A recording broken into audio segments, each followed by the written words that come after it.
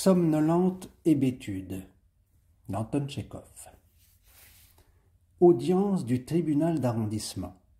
Au banc des accusés est assis un monsieur d'âge moyen, au visage amaigri, inculpé de dilapidation et de faux. Un greffier maigre, étroit de poitrine, lit l'acte d'accusation d'une voix grêle et éteinte.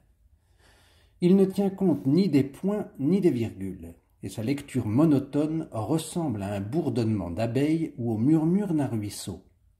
Au ronron d'une pareille lecture, il fait bon rêver, évoquer ses souvenirs, dormir. Les juges, les jurés, le public sont hérissés d'ennui. Nul bruit. Parfois seulement dans le corridor du tribunal, on entend des pas réguliers, ou bien l'un des jurés bâillant, tous dans son poing, en se retenant.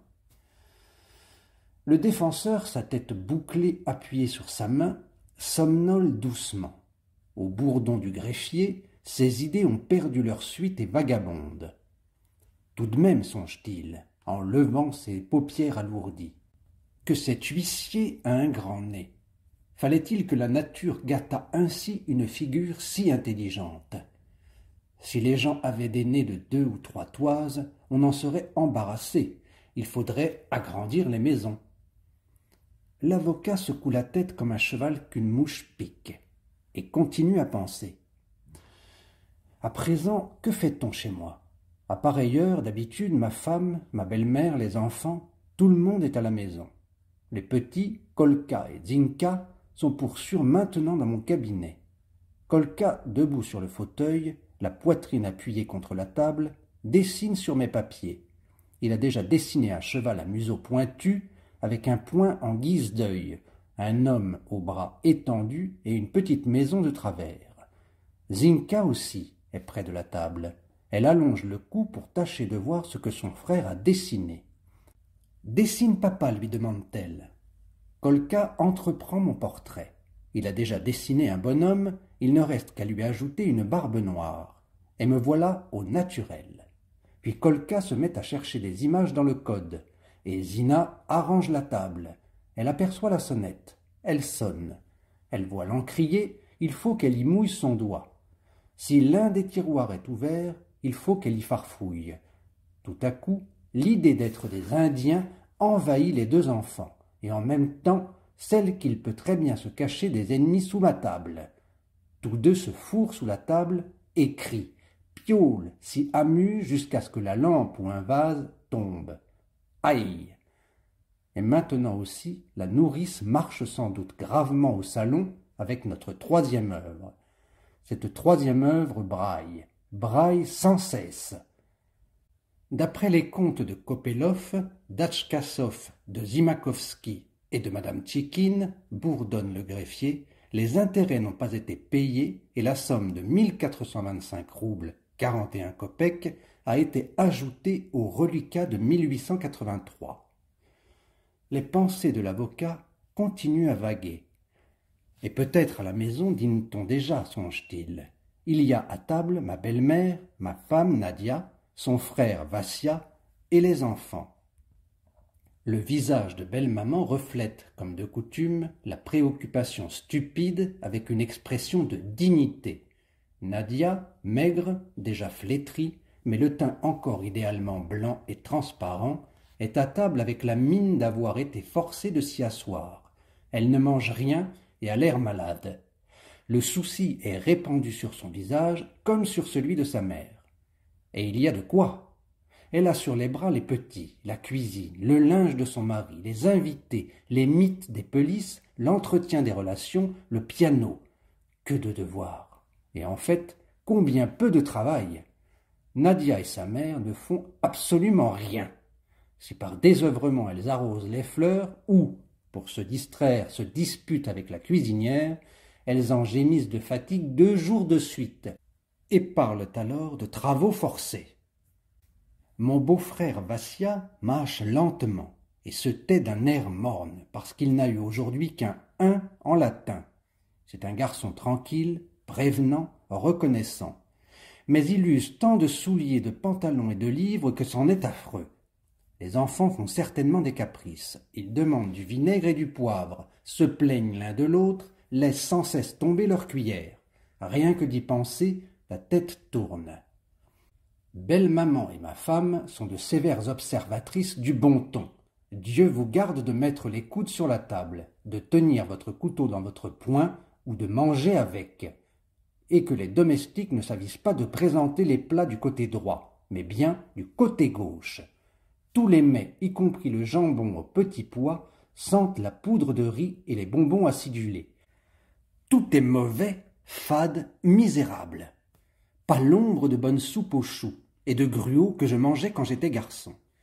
Ma belle-mère et ma femme parlent continuellement français, mais quand il est question de moi, belle-maman se met à parler russe, car un homme aussi peu sentimental, aussi insensible, aussi éhonté et grossier que moi, n'est pas digne que l'on parle de lui dans la douce langue française. Le pauvre Michel, dit ma femme, a probablement faim. Il n'a pris ce matin qu'un verre de thé, sans le moindre bout de pain, et est parti en courant pour le tribunal. Ne t'inquiète pas, ma petite, dit méchamment ma belle-mère. Un pareil homme ne se laissera pas mourir de faim.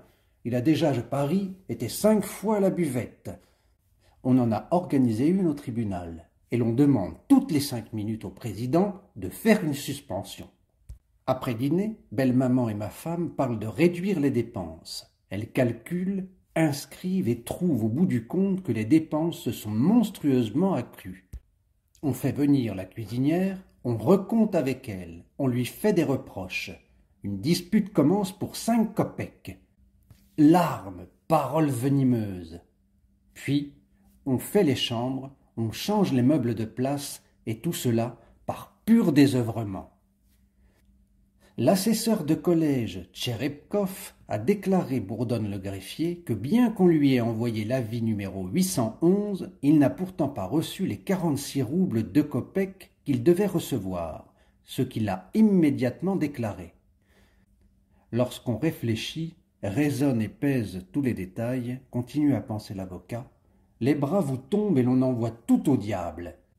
On se fatigue, on s'abêtit. On s'asphyxie tellement tout le long du jour dans cette vapeur d'ennui et de banalité que l'on veut malgré soi s'offrir au moins une bonne minute de repos. On se défile chez Natacha ou, quand on a de l'argent, chez les tziganes pour y oublier tout. Et parole d'honneur, on oublie tout. Au diable vos vers, hors de la ville on se vautre sur un divan en cabinet particulier.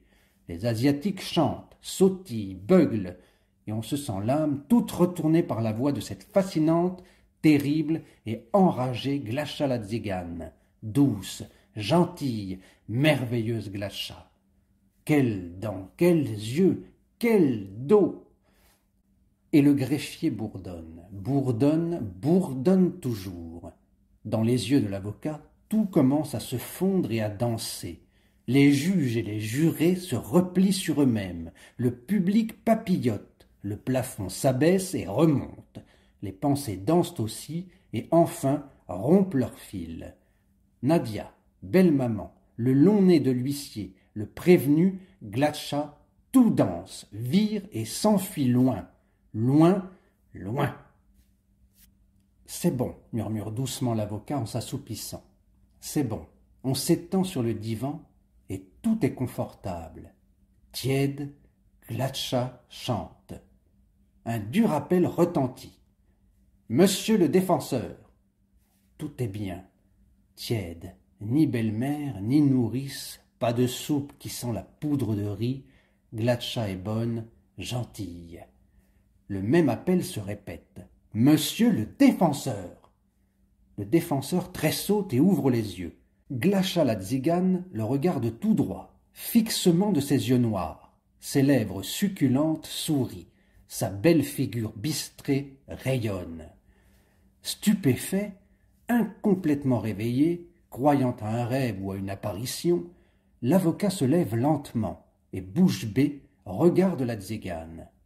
« Monsieur le défenseur, demande le président, n'avez-vous pas de questions à poser aux témoins ?»« Ah, oui, madame est témoin. Non, je n'ai rien à demander. » L'avocat redresse la tête et se réveille tout à fait. À présent, il comprend que c'est bien la tzigane Glatcha qui est là debout. Elle a été convoquée comme témoin. Pardon, fait-il à haute voix, j'ai tout de même une question à poser. Témoin, demande-t-il à Glatcha, vous faites partie du chœur tzigane de Kouzmitchov. Dites-nous si le prévenu venait souvent dans votre cabaret. Parfaitement. Et vous rappelez-vous s'il payait lui-même chaque fois ou si les autres payaient pour lui. Je vous remercie. Ça suffit. L'avocat avale 2 verres d'eau et sa somnolence se dissipe tout à fait.